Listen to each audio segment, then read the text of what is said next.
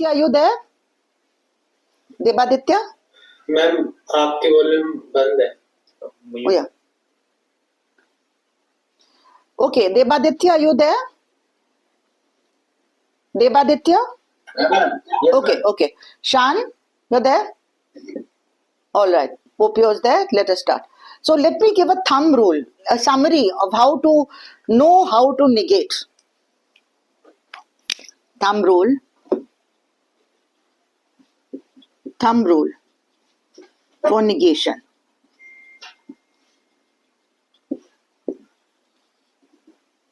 Number one, the negation should have the same characters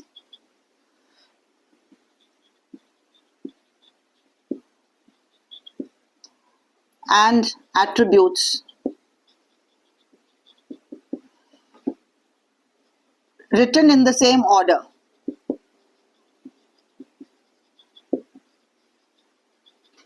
Order as in the original statement.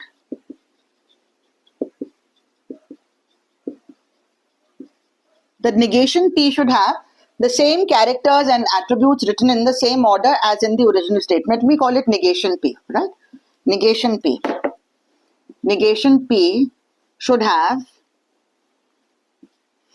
the same characters written in the same order as in P.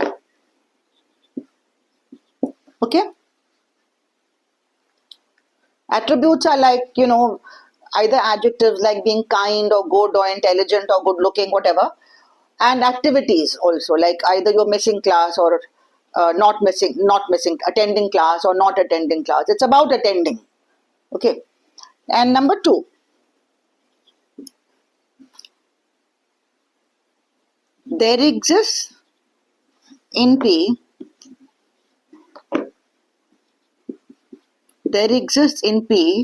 is replaced by for every in negation P and vice versa. There exists is replaced by for every and vice versa. Okay? जहां जहां पे there exists है वहां वहां for every आएगा and vice versa. Then you'll never make a mistake.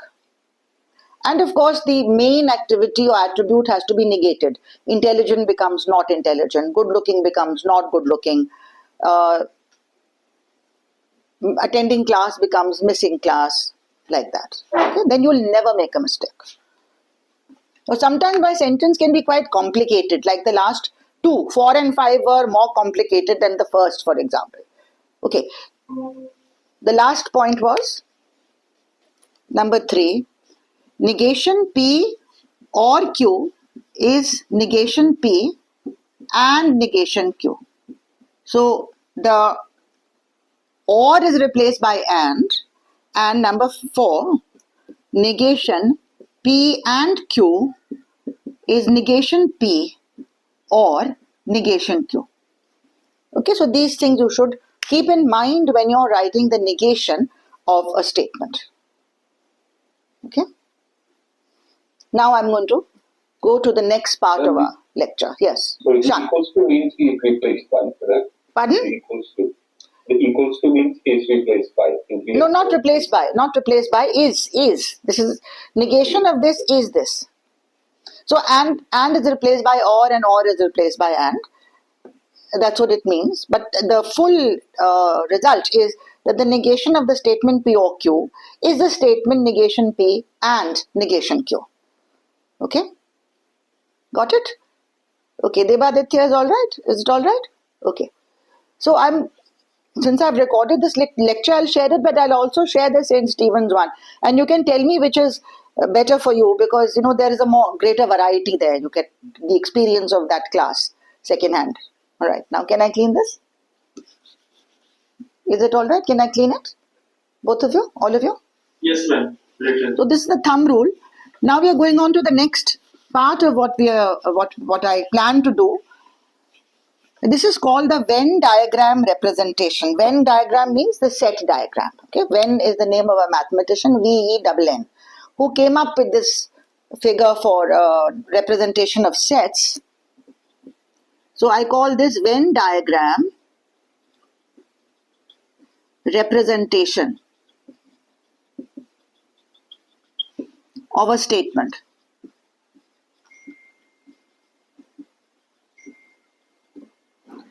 Before I tell you what is the set that will represent a statement, I'm going to tell you basically that. I need to have a little review, quick review of set theory. Right. Now, in my St. Stephen's recording lecture, I did not do that because they had already done some basic set theory with an earlier course. So, but here I will do it. Prince has done it as part of group theory, but I'll just write a little review, very quick review. Set theory.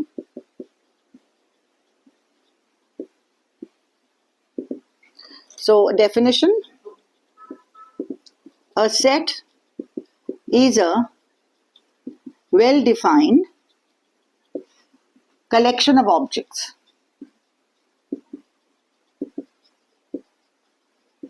It doesn't matter what those objects are. They don't have to be similar objects.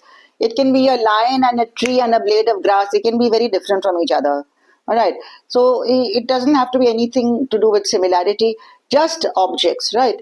So a set is a well-defined collection of objects. So let me sort of just tell you, give you a quick meaning of what does well-defined mean. Okay. So note, a set S is well defined means that for any object X, either X is in S or X is not in S, but not both. Either X is in S or X is not in S, but there should be no possibility that it is both in S and it's not in S. No, there should be no confusion. It should be very clear. Either it is in S or it is not in S. Now, you might want to know what are these sets which are not well defined. So I should just tell you.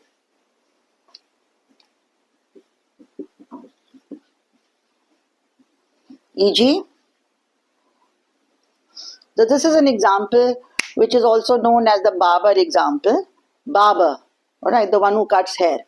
So suppose there is a city, let us say in the city of Delhi, there is a barber who shaves everybody who doesn't shave themselves. Okay, there exists a barber, let me call him B, in Delhi, who shaves everyone who does not shave himself.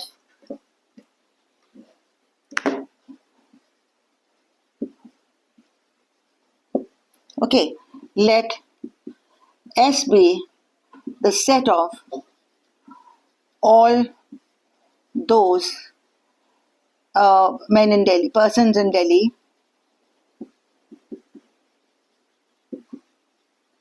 who do not shave themselves. Okay, that's basically his market, his clients, all those who do not shave themselves. Okay, now the question is, does B lie in S or not? Did you just hit it again? Does B lie in S or not? It will be nice. Does B lie, is B a member of S or not?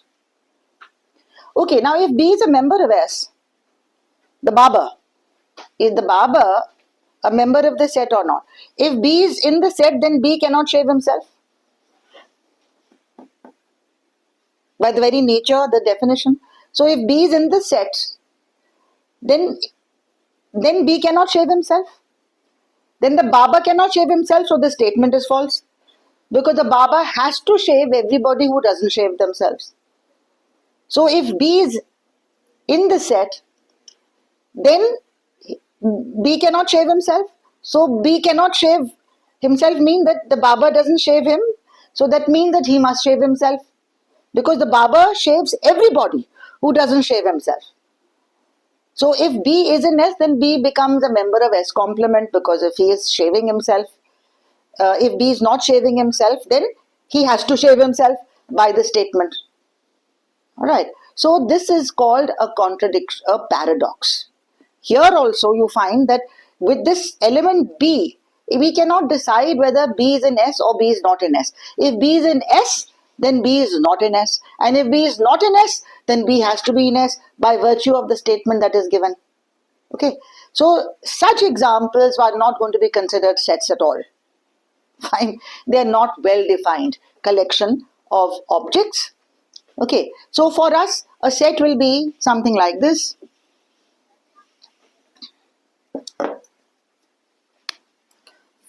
Sets.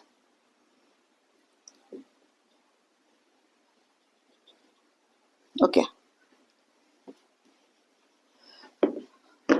So, further definition or notation.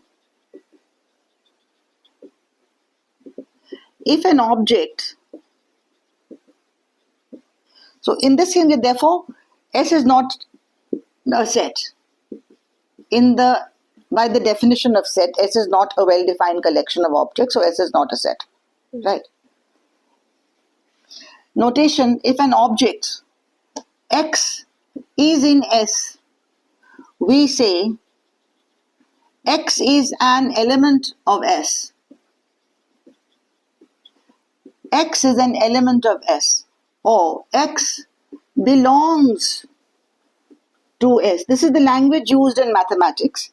And we write, the notation is X, this notation, this little E kind of thing, X belongs to S. X is an element of S. Okay? The language used is belongs or is an element. Right? We don't use the word contains, that has a different meaning. Okay, so either belongs or is an element of. So if S is a set and object X is an S, ma'am एक minute क्या नीचे का ये नहीं लिखा था, it's okay ma'am अब recording में देख लेना. ओके, तुम्हारी ग्रुप थ्योरी के रिकॉर्डिंग में भी होगा ये.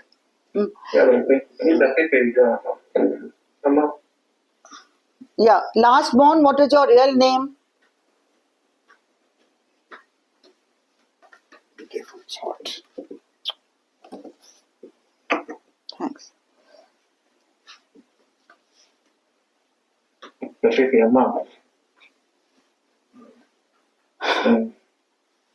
Okay, so the language, the notation is this, right? So please note this notation, X belongs to S.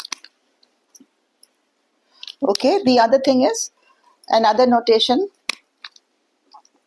definition, if S and T are sets, then we say S is contained in T,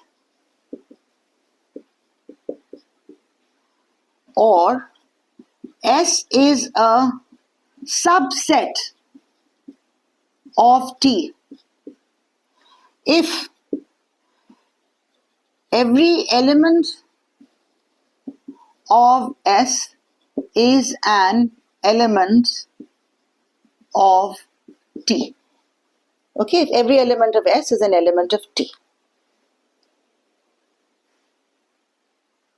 And we write, the compact notation is S is a subset of T. This little C with the line here, so S is a subset of T. Okay? And the language used is contained in, or is a subset of. This is an element. And the other definition is,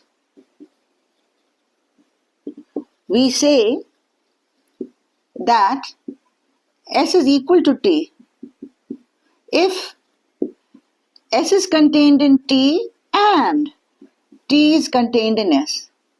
Suppose both ways is true, then we say that they are both equal sets.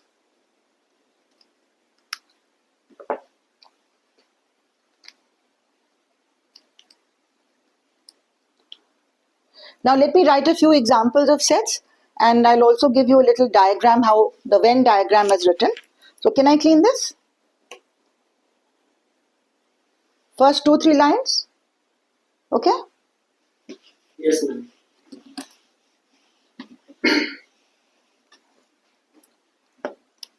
Okay.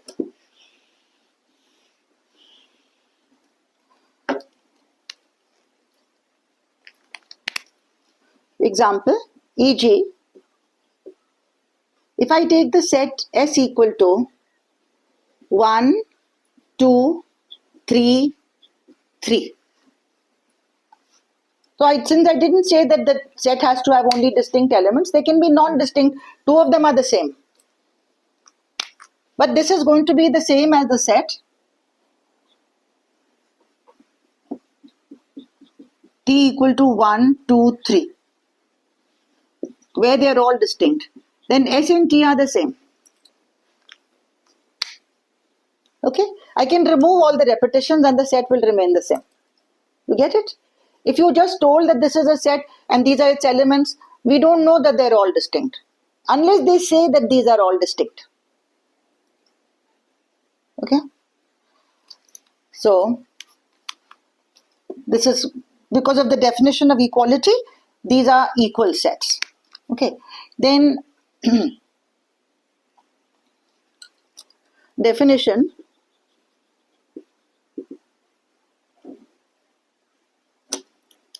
Okay. So let us write notation first. Notation.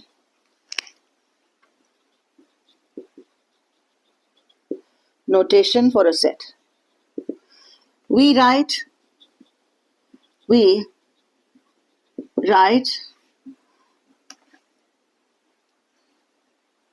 or we describe S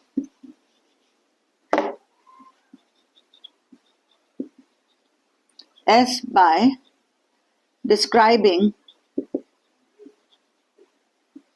its elements as follows. For example, S, e.g., suppose you say S is the set of Indian women. Indian women. All Indian women, right? Set of all Indian women. All Indian women. Then we can write S equal to, I put a curly bracket like this. That is the international notation. And I'll write here X belongs to India. That is all those Indians, such that here I put a condition. X is a woman. So the tradition is that on this side we'll write what X lies. I mean, basically there are two conditions. So one of the conditions I'm writing on the left and the second condition I'm writing on the right as a description. This is written, the one on the left is written as a belonging to. I could have written it the other way around.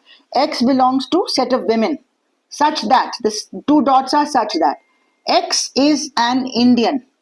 ऐसे भी लिख सकते थे. We could have written it like that. Okay? So I've written it like this. So X belongs to, say, Indonesia. ... X is a man. So all the Indonesian men. I could have two conditions. X belongs to Indonesia, such that X is a man, comma, age of X is less than 40 years. I can put several conditions. I can put them all down here. All the conditions are written on the right. The belonging to is written on the left. So this is the convention that is used. And then the Venn diagram. Venn diagram representation of the set S. So this is attributed to a mathematician called Venn. Right? Is a figure, is a closed circular figure. It could be circular or anything, closed figure. Quite often circular, but it doesn't have to, it can be a rectangle or a square or whatever. Is a closed figure in which the dots represent the elements. E.g., S equal to all Indian women can be written with this figure. Suppose I just make this circular figure. Every dot here, all the Indian women are drawn inside.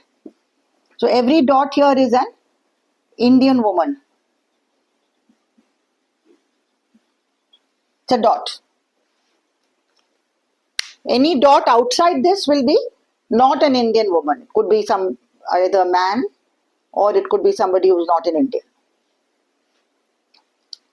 There are two conditions. So X is not in S if at least one of the two is dropped. Okay? At least one of the two is dropped. So this is the way in which we draw the Venn diagram. It's a closed figure and the dots inside are the element. Everything that is inside, every dot inside is an element of the set S. Fine? I'll define the empty set. Definition.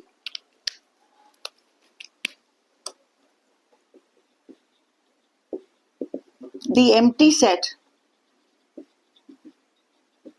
is the set with no elements.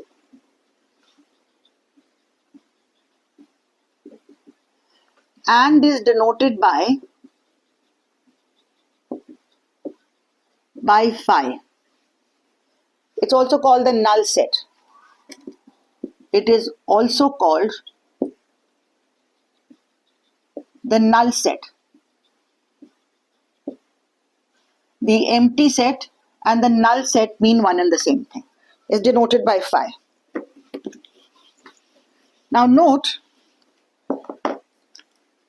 the empty set is a subset of every set. Phi is a subset of A for all sets A.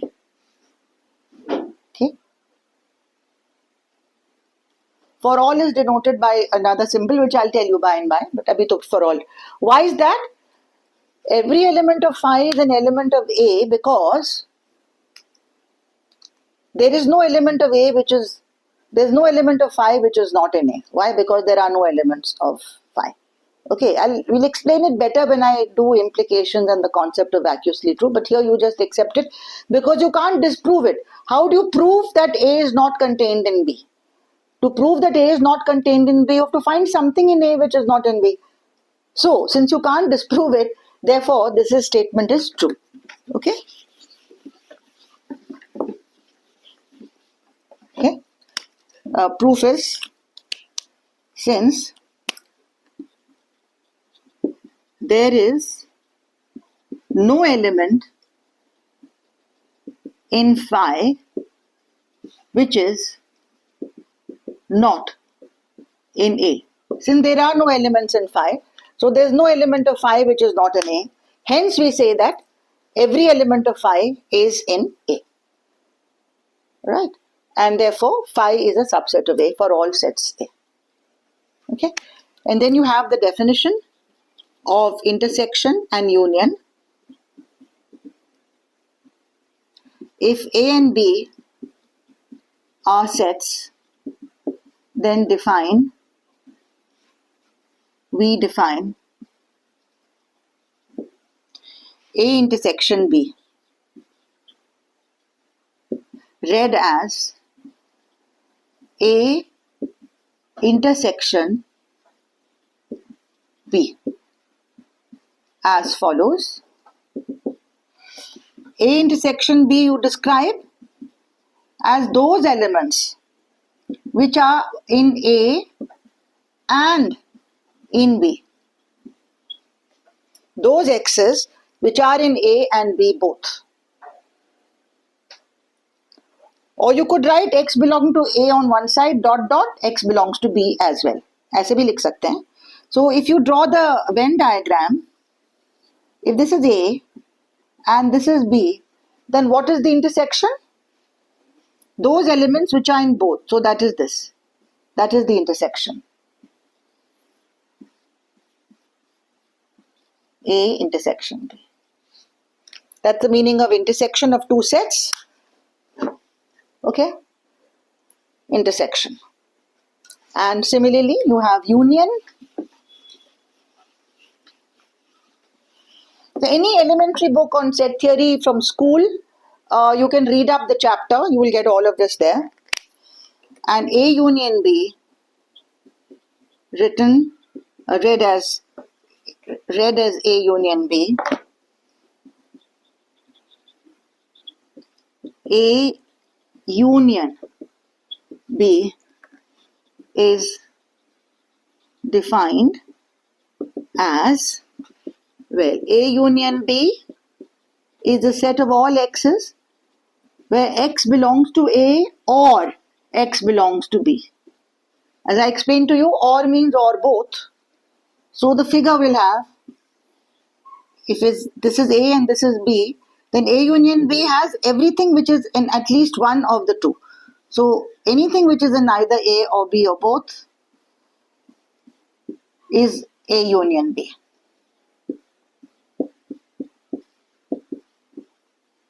That's the meaning of A union B.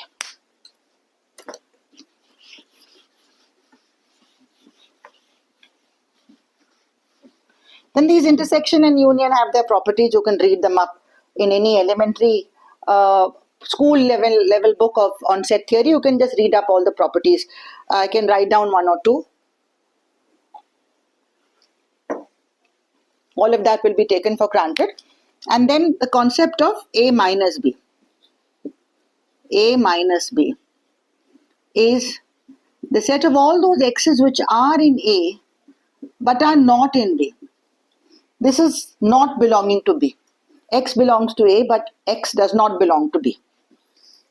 What is the figure? Well, if this is A and this is B, then A minus B is everything in A which is not in B. So it's going to be this little mango shaped set here. That is A minus B.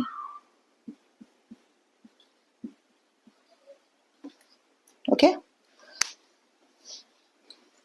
Now, if you have a large fixed set, which we call the universal set, then we talk about the complement of a subset A of S in that set S. So, the concept of complement. ये right में क्या बनाया आपने? Key बनाया key. Yet this shaded portion is A minus B. A minus B. The shaded portion is A union B. Key में समझाया जाता है ना, key बनाते हैं. Okay.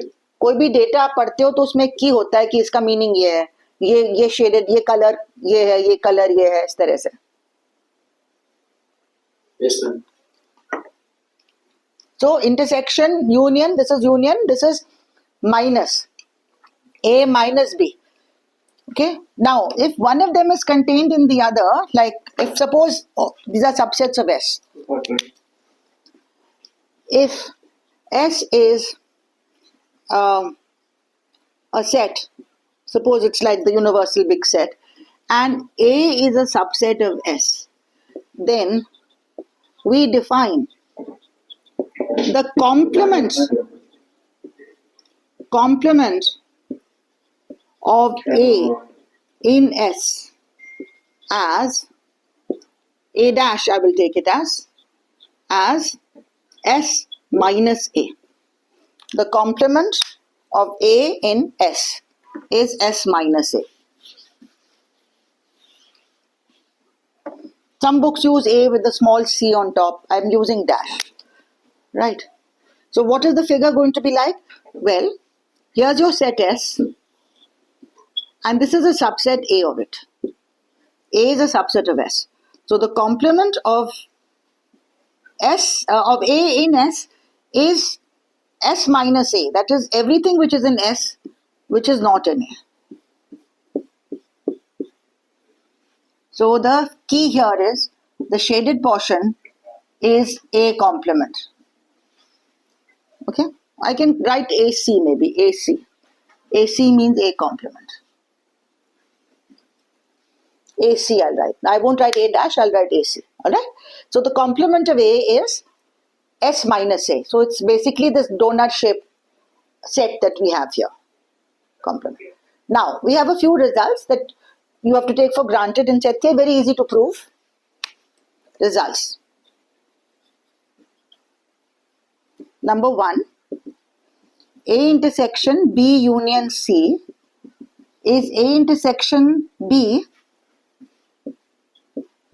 union A intersection C. Okay? This is called the distributive law of intersection over union. You can also interchange these two. A union B intersection C is A union B intersection A union C. You must have been told these in school. Distributive laws of intersection over union and union over intersection, both are true. It's easy to prove them. Take any x in this and show that it is in this, and then vice versa, take any x in this and show that it is in this. So this is contained in this is contained in this, so they're equal. Okay, that you can just do as an exercise. Number 3, A intersection B complement is A complement union B complement. And number 4, A union B complement is A complement intersection B complement. These are called De Morgan's laws. There are 2 of them.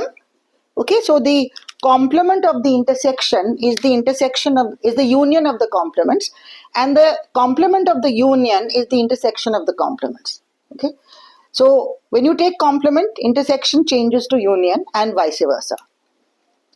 These are some basic results that you have in set theory. And the last thing I'll write is the intersection of a family of sets.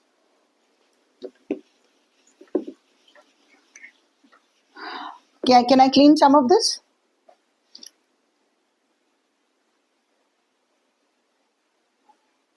Yes, ma'am. So, Just a figure only, yeah. I'm writing down the remarks. yeah, sure. Yeah.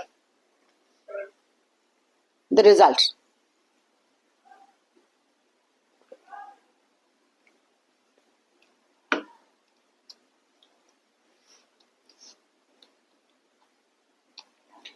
If you have intersection of larger number of sets or union of larger number of sets, I'll just draw it and then we'll give a definition. Are you ready? Can I clean it?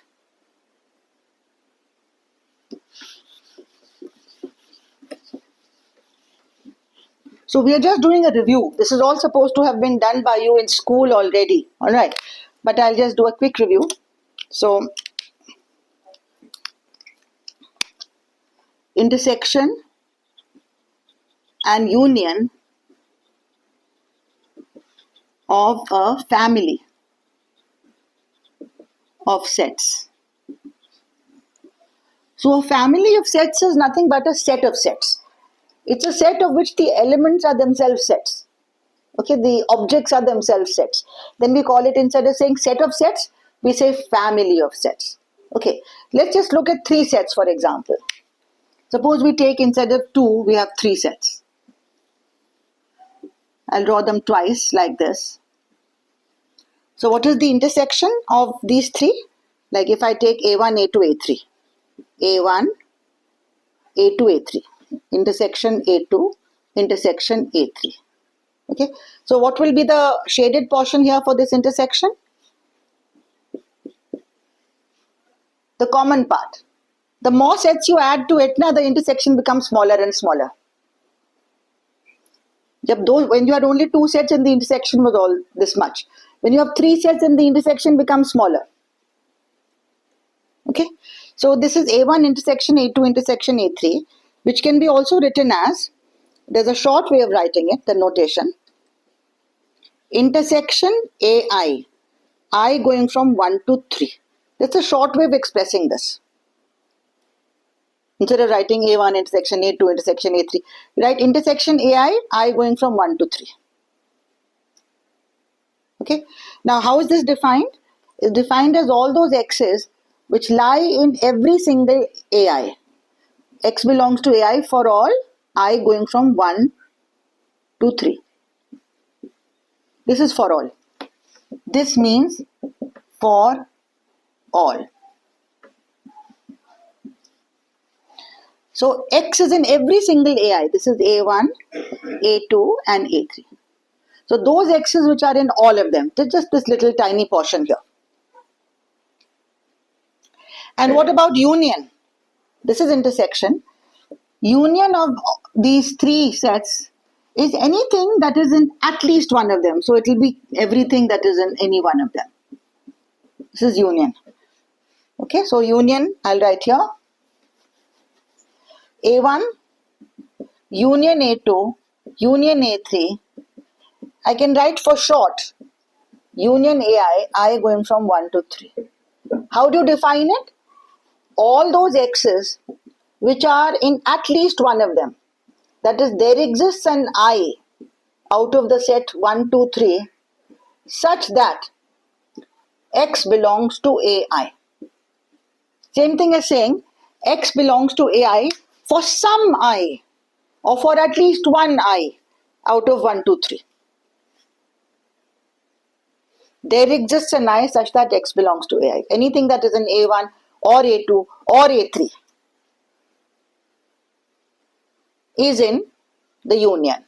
So this should be in A1 and A2 and A3, and here it should be in A1 or A2 or A3. Okay, the key statement defining word here is and, here the defining word is or. So like that, if you go on increasing your members, and this is just a finite collection, I will tell you a formal meaning of finite set just now, but this is just a formal sort of way of writing for a finite collection. You go on increasing them, the intersection becomes smaller and smaller and the union becomes bigger and bigger. But if you have an unknown family, we don't know how many members there are. There could be infinitely many. We just don't know. Like if for every blade of grass there's a set, right? So let me explain what I mean by a family of sets. So in this case, like this is a small family, only 3 elements are there, 3 sets. These I's are called indices and the set 1, 2, 3 is called an index set. Okay, so this family, so this is the intersection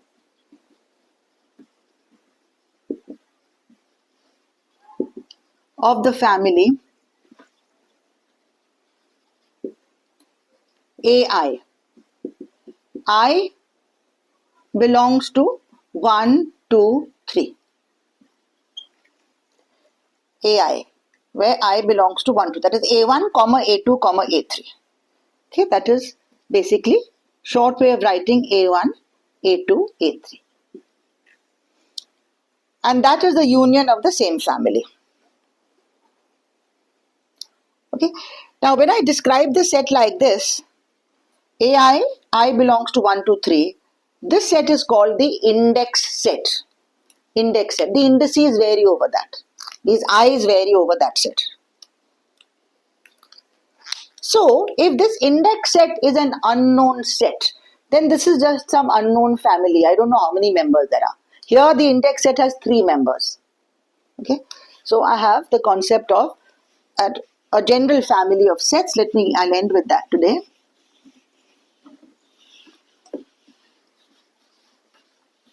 Consider a family of sets. Okay, like we can call it, say,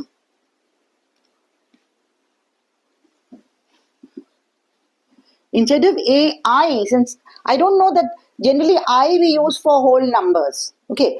But when I don't know what the index it is, it could be a blade of grass, it could be a star in the sky, it could be anything. So I'll just call it A alpha. Alpha belongs to the index set. This index set is capital lambda. Capital lambda is the index set. A alpha, alpha belongs to capital lambda. So in this case, capital lambda is the set 1, 2, 3. Okay. If I have say A1, A2, A3 dot dot dot indefinite, then the index set is the set of all natural numbers. That will be capital N. The index set could be capital N.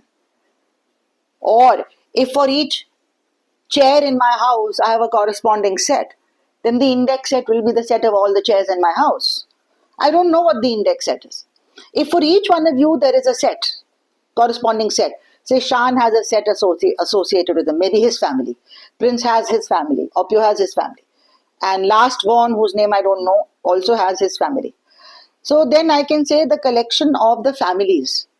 Family 1, family 2, family 3, family 4. Family Shan, family Prince, family Opio, family last born. So the indices are what? Shan, Prince, Opio, last born. So the index set capital lambda will have Shan, Prince, Opio, last born. And what will we have here? F1, F2, capital F1, capital F2, capital F3, capital F4, where these are the families associated with you. So it's a collection of your families, or it's a family of sets, each set being a family attached to you. So there are all kinds of possibilities. We don't know. So in abstract analysis, abstract algebra, we deal with unknown sets and study their properties. Then we later apply them to specific examples. So if this is a family of sets, then how do we define the intersection and the union? Then we define, in general, we generalize this.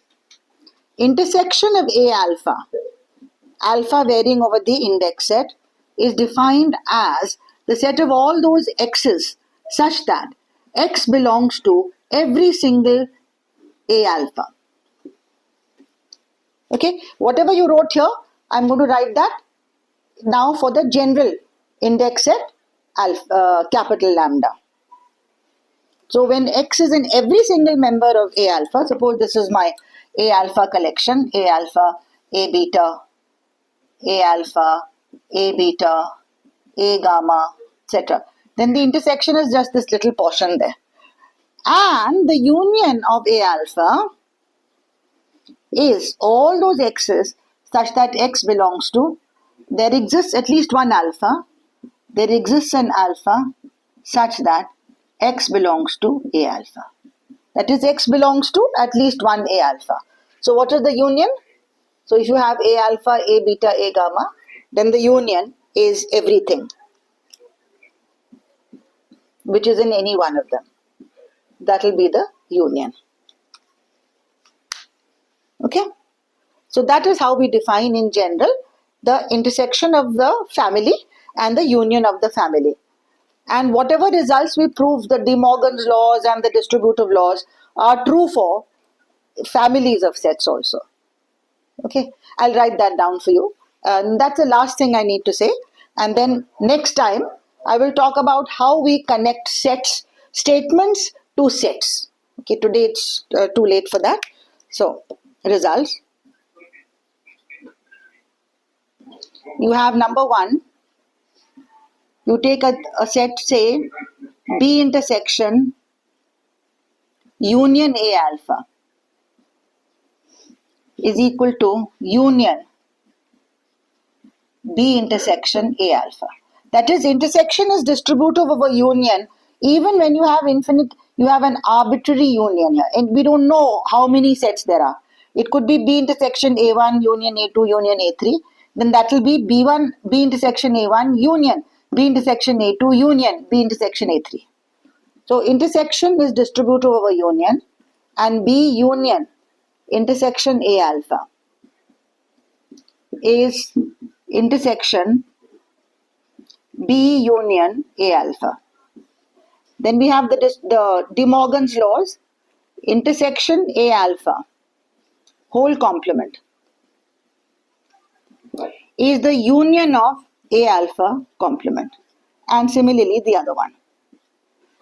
The complement of the intersection is the union of the complements. And similarly the other way around, in replacing union by intersection. That's number 4. You can write that down. Union A alpha, whole complement is intersection A alpha complement. Okay, so we'll end with this. These results you just have to take for granted. This is basic set theory, and next time we are going to start on, this is just a review. So I now want to get down to how to represent a statement by a set. So that's called the Venn diagram representation of a statement. Okay, we'll do that next time. Right? Thank you. So next time we'll do that, and we'll do implications and converses and contrapositives, all that. After that, we will start on our main course. Fine. Okay. So thank you very much. It's already 7:20. Yeah. All right. So then I'll see you tomorrow. And